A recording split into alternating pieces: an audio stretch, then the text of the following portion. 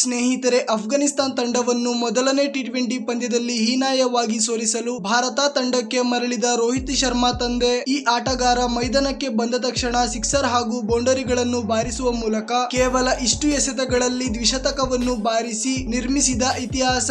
ಹಾಗಾದರೆ ಈ ಆಟಗಾರ ಯಾರು ಮತ್ತು ಇದರ ಸಂಪೂರ್ಣ ಮಾಹಿತಿ ಏನು ಎಂಬುದನ್ನು ಈ ವಿಡಿಯೋದಲ್ಲಿ ತಿಳಿಸುತ್ತೇವೆ. ಆದರೆ ಅದಕ್ಕೂ ಮುನ್ನ ಟೀಮ್ ಇಂಡಿಯಾದಲ್ಲಿ ನಿಮ್ಮ ಫೇವರೇಟ್ ಆಟಗಾರ ಯಾರು ಅಥವಾ ನೀವು ಯಾವ ಆಟಗಾರನ ಅಭಿಮಾನಿ ಎಂದು ಕಮೆಂಟ್ ಮೂಲಕ ತಿಳಿಸಿ. ಸ್ನೇಹಿತರೆ, ಈಗಾಗಲೇ ನಿಮಗೆಲ್ಲರಿಗೂ ತಿಳಿದಿರುವಂತೆ ಇನ್ನೇನು ಕೆಲವು ದಿನಗಳ ನಂತರ ಅಷ್ಟೇ ಭಾರತ ಹಾಗೂ ಅಫ್ಘಾನಿಸ್ತಾನ್ ನಡುವೆ 3 ಟಿ20 ಪಂದ್ಯಗಳ ಸರಣಿ ಆರಂಭವಾಗಲಿದೆ. ಆದರೆ ಮತ್ತೊಂದು ಕಡೆ ರಣಜಿ ಟ್ರೋಫಿಯಲ್ಲಿ ಕರ್ನಾಟಕ ಹಾಗೂ ಪಂಜಾಬ್ ನಡುವೆ ಪಂದ್ಯವನ್ನು ಆಡಲಾಯಿತು ಮತ್ತು ಆ ಪಂದ್ಯದಲ್ಲಿ ಕರ್ನಾಟಕ ತಂಡದ ಕಡೆಯಿಂದ ಅಪಾಯಕಾರಿಯಾದ ಬ್ಯಾಟಿಂಗ್ ಆಡಿದ ದೇವದತ್ ಪಡಿಕ್ಕಲ್ ಅವರು ವಿರೋಧಿ ತಂಡದ ಬೌಲರ್ಗಳ ಬೆವರಿಳಿಸಿದರು. ಹಾಗೂ ಅದ್ಭುತವಾದ ಬ್ಯಾಟಿಂಗ್ ಆಡಿದ ದೇವದತ್ ಪಡಿಕ್ಕಲ್ ಅವರು ಸಿಕ್ಸರ್ ಹಾಗೂ ಬೌಂಡರಿಗಳ ಸಹಾಯದಿಂದ ಕೇವಲ 47 ಎಸೆತಗಳಲ್ಲಿ 205 ರನ್ಗಳ ಬಿರುಗಾಳಿಯ ಬ್ಯಾಟಿಂಗ್ ಅನ್ನು ಆಡುವ ಮೂಲಕ ಇತಿಹಾಸ ನಿರ್ಮಿಸಿದರು. ಹಾಗೂ ಇದರೊಂದಿಗೆ ಮೊದಲು ಬ್ಯಾಟಿಂಗ್ ಮಾಡಿದ ಕರ್ನಾಟಕ ತಂಡ 5 ವಿಕೆಟ್ ಅನ್ನು ಕಳೆದುಕೊಂಡು 375 ರನ್ ಬಾರಿಸಿತು.